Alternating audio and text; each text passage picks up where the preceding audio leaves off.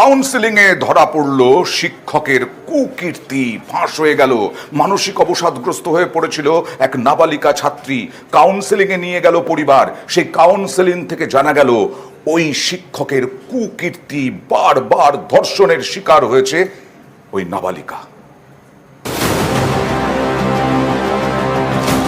মানসিক অবসাদে চলে গিয়েছিল এক নাবালিকা পড়ুয়া। কাউন্সেলিং করাতেই বোঝা যায় সে দীর্ঘদিন নির্যাতনের শিকার। এতেই বারুইপুরে গৃহশিক্ষকের কুকীর্তি ফাঁস।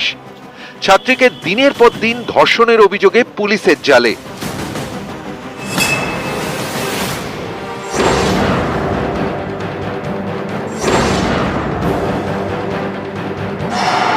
বিশ্বনাথ সর্দার রেলের কর্মী। বারুইপুর স্টেশন সংলগ্ন রেল কোয়ার্টারে কোচিং সেন্টার চালান, পড়ান অঙ্ক। অভিযোগ, এই কোচিং সেন্টারেই হুমকি দিয়ে দিনের পর দিন ধর্ষণ করেন এক নাবালিকা পড়ুয়াকে। এও অভিযোগ, নির্যাতনের জেরে মানসিক অবসাদের শিকার হয় কিশোরী। শেষমেশ ওই ছাত্রীর কাউন্সেলিং করাতে বাধ্য হয় তার পরিবার। কাউন্সেলিং করাতেই শিক্ষকের কীর্তি ফাঁস। শিক্ষক সম্পর্কে পরিবারকে সবকিছু জানায় ছাত্রী। পরিবারের দাবি, একাধিক ছাত্রীর উপর যৌন নির্যাতন চালিয়েছেন গৃহশিক্ষক বিশ্বনাথ সর্দার। এ নিয়ে বৃহস্পতিবার তারা থানায় অভিযোগ দায়ের করে। তারপরই অভিযুক্ত গৃহশিক্ষককে গ্রেফতার করে বারুইপুর থানার পুলিশ। এখন আমি চাইছি দুটো কোচিং বন্ধ হয়ে যাক, প্লাস এখন ভালোভাবে ওর উপযুক্ত শাস্তি হোক, আর ওই জন্য বেরিয়ে আর কারোর কোনো মেয়ের দিকে চোখ খুলে না থাকায় ক্ষতি করে। নিউজ 18 বাংলা। পুজো আসছে, বিভিন্ন পুজো উদ্যোক্তা বিভিন্ন রকমের মণ্ডপ প্রতিমা করছেন। নদিয়ার রানাঘাটের এক পুজো উদ্যোক্তা বা কমিটি তারা 112 ফুট দুর্গা গড়ে বিপাকে পড়ে গেছেন, কারণ প্রশাসনের থেকে অনুমতি দেওয়া হয়নি। এবার পুজো উদ্যোক্তারা চলে গেছেন হাইকোর্টে। হাইকোর্টেও জেলা শাসক অনুমতি দিতে চাইছেন না। হাইকোর্টেই ঝুলে ওই পুজোর ভবিষ্যৎ, অর্থাৎ সোমবার শুনানি।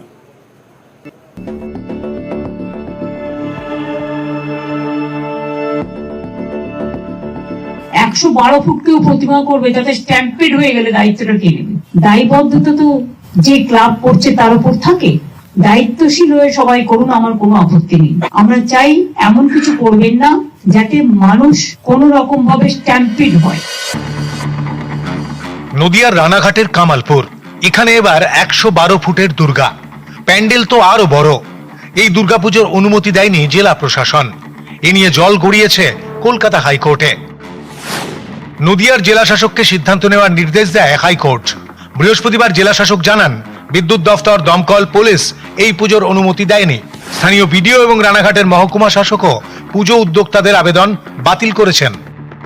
প্রতিমা থেকে প্যান্ডেল সবকিছুরই কাজ চলছে জোর কদমে, কিন্তু পুজো ঘিরে অনিশ্চয়তা। বিদ্যুৎ দফতরের দাবি, উদ্যোক্তারা জানিয়েছেন পুজোর সময় রোজ 3 কিলোওয়াট বিদ্যুৎ খরচ হবে, কিন্তু এত বড় প্যান্ডেলের জন্য রোজ 20 থেকে 25 কিলোওয়াট বিদ্যুৎ দরকার। এত বিদ্যুৎ দেওয়া সম্ভব নয়।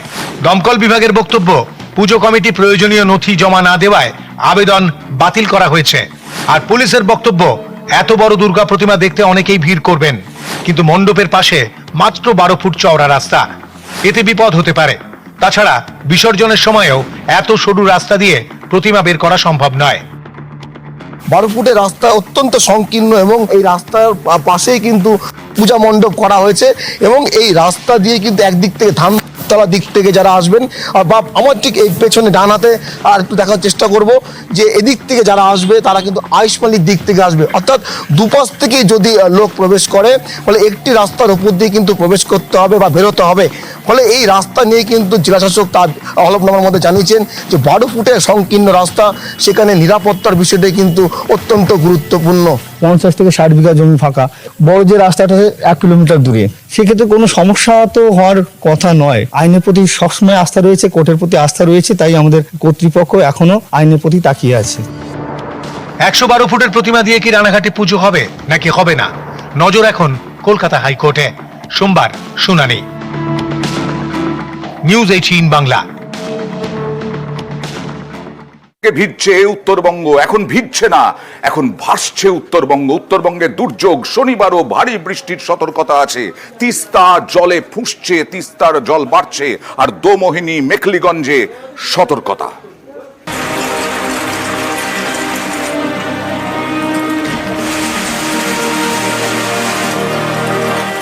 ঘামে ভেজার পর এবার বৃষ্টিতে ভিজছে উত্তরবঙ্গ। কদিন আগেই গরমে পুড়ছিল পাহাড় সহ উত্তরবঙ্গের নানা এলাকা।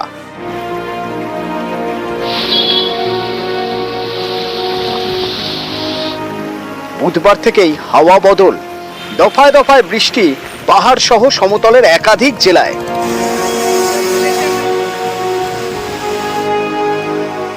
পাল্লা দিয়ে ভারী বৃষ্টি সিকিমে, এতেই জল বাড়ছে তিস্তায়। জলপাইগুড়ির মেখলিগঞ্জ এলাকায় লাল সতর্কতা জারি করেছে সেচ দপ্তর। এর মধ্যে শনিবারও দার্জিলিং, কালিম্পং ও জলপাইগুড়িতে ভারী বৃষ্টির পূর্বাভাস রয়েছে। তার উপর মঙ্গলবার থেকে উত্তরবঙ্গে বৃষ্টি বাড়বে বলে পূর্বাভাস দিয়েছে আবহাওয়া দপ্তর। এতেই পুজোর মুখে চিন্তায় জলপাইগুড়ির তিস্তা পাড়ের বাসিন্দারা। নদীর অবস্থা তো এখন দুদিন থেকে একটু জল বেশি আছে, কয়েকদিন তো নদী একদম শুকনা ছিল, কারণ বর্তমানে একটু তো নদীর জল বেড়ে গেছে, তার একটু পূজার সামনে চিন্তা হচ্ছেই। বৃষ্টির পূর্বাভাস রয়েছে দুর্গাপুজোতেও। এই অবস্থায় উত্তরবঙ্গের নদীগুলোর উপর নজর রাখতে 31শে অক্টোবর পর্যন্ত কন্ট্রোল রুম খোলা রাখার সিদ্ধান্ত নিয়েছে সেচ দপ্তর। আমাদের যা যা অ্যারেঞ্জমেন্ট আছে সেটাই থাকবে, কন্ট্রোল রুম খোলা থাকবে, সমস্ত জায়গায় আমাদের নজরদারি থাকবে।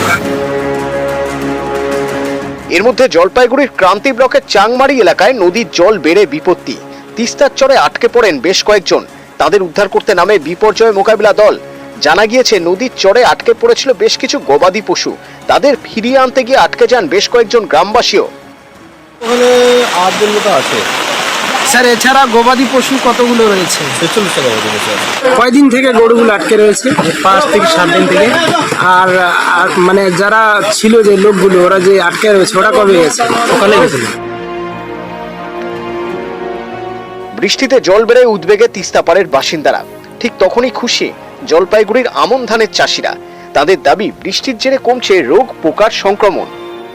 বৃষ্টিটা হওয়াতে একটু উপকৃত হবে, কারণ বৃষ্টিটা যদি লাগাতার এভাবে চলে তাহলে এই যে পোকা একটু দমন হতে পারে। খরা হয়ে গেল, খরাতে মানে ঘাস একটা পোকা আসলো, পোকাটা আসার পরে ধীরে ধীরে ধীরে ধীরে করে কাটে দিয়ে পাক নকারা শুধু ফুটে দিল আর কি। ধানের পক্ষে সুবিধা হবে। নিউজ 18 বাংলা। এবারে পাহাড়ের পরিস্থিতি দেখাবো। দার্জিলিং, কালিম্পং, মিরিক থেকে আরম্ভ করে সব জায়গায় কোথাও জাতীয় সড়ক, কোথাও রাজ্য সড়কে ধস, কোথাও বাড়ি ভেঙে গেছে, ভাসছে বিভিন্নভাবে বিপর্যস্ত সান্দাকফু যাওয়ার রাস্তাতেও ধস।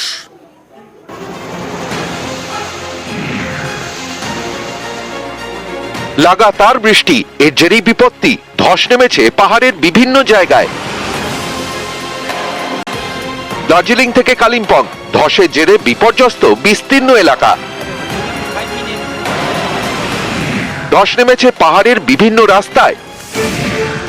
দার্জিলিং এর রিম্বিক লোধামার সঙ্গে ধোত্রের যোগাযোগ বিচ্ছিন্ন। বিজনবাড়ির সঙ্গে দার্জিলিং এরও যোগাযোগ বিচ্ছিন্ন। ধসের জেরে বন্ধ বাংলা সিকিম লাইফলাইন 10 নম্বর জাতীয় সড়ক। বিকল্প পথে যাতায়াতের নির্দেশ প্রশাসনের।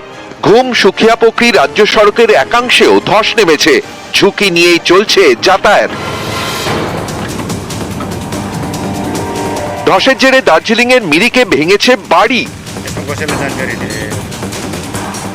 শুক্রবার সকালে আচমকা এখানকার থরবুতে ধস নামে, বাড়ি ভাঙে। ক্ষতিগ্রস্ত বাড়ির বাসিন্দাদের অন্যত্র সরিয়ে নিয়ে যাওয়া হচ্ছে।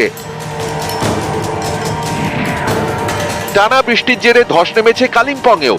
এদিন এখানকার ইয়াংমাকুম গ্রাম পঞ্চায়েত এলাকায় ধস নামে, ক্ষতিগ্রস্ত হয় বিদ্যুতের ট্রান্সমিটার। বেশ কয়েকটি গ্রামে বিদ্যুৎ নেই। কয়েকদিনের মধ্যে পরিষেবা স্বাভাবিক হওয়ার সম্ভাবনা নেই বলে দাবি বিদ্যুৎ দপ্তরের। দুর্যোগে কয়েক হাজার বাসিন্দা। একে বৃষ্টি, তার উপরে ধস, পাহাড়ে পর্যটকের সংখ্যা কমছে।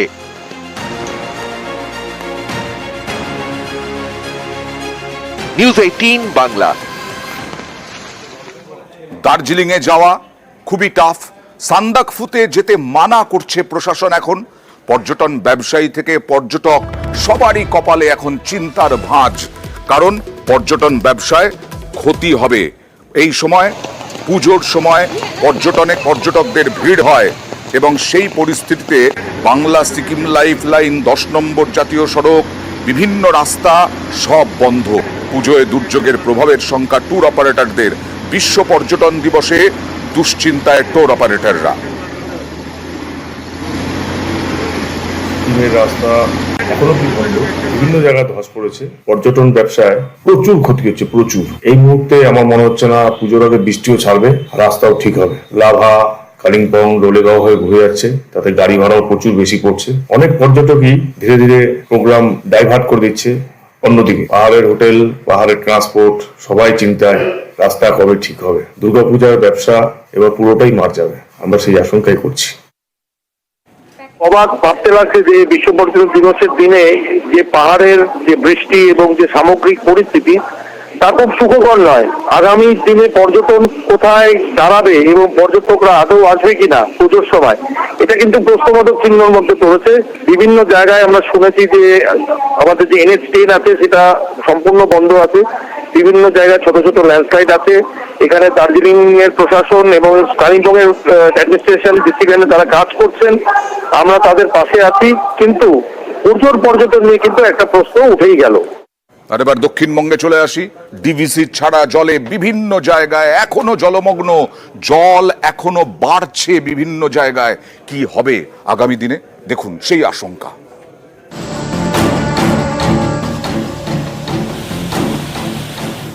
ডিভিসি ছাড়া জলে ভেসে গিয়েছে দক্ষিণবঙ্গের বিস্তীর্ণ এলাকা। অনেক জায়গায় এখনো জলমগ্ন, এরই মধ্যে ফের বৃষ্টি। 1.5 সপ্তাহ ধরে জলমগ্ন পশ্চিম মেদিনীপুরের ঘাটালের বিস্তীর্ণ এলাকা। তার মধ্যে দুদিন ধরে ফের বৃষ্টি, এতে পুজোর মুখে দুশ্চিন্তার মেঘ ঘাটালের বানভাসী এলাকায়। জল তো আবার বাড়ছে খুবই। আমরা ওটা বাঁধ দিয়ে মানে যোগ ফেরি বাঁধ দিয়ে নৌকায় যাতায়াত করছি। সমস্যা তো প্রচুর, সমস্যার প্রচুরই, মানে যাতায়াতের খুবই কষ্ট। পুজো নিয়ে আবার দুশ্চিন্তা, মানে পুজোয় আমাদের কোনো আনন্দ হবে না, কিছুই হবে না। 10 দিন পার, এখনো জলে ডুবে পশ্চিম মেদিনীপুরের ডেবরার বিভিন্ন এলাকা। কোথাও 1 হাঁটু তো কোথাও তার বেশি জল। জমা জলে যন্ত্রণা খাজুরি, দামোদর চকে। এখনো যা জল আছে মানে রাস্তার উপরে, এখনো আমাদের এখানে 1 গলার উপরে জল রাস্তার উপরে। কিভাবে চলছে আপনাদের এখানকার? আমাদের এখানে কোনো না নৌকা দিয়েছে না কিছু দিয়েছে।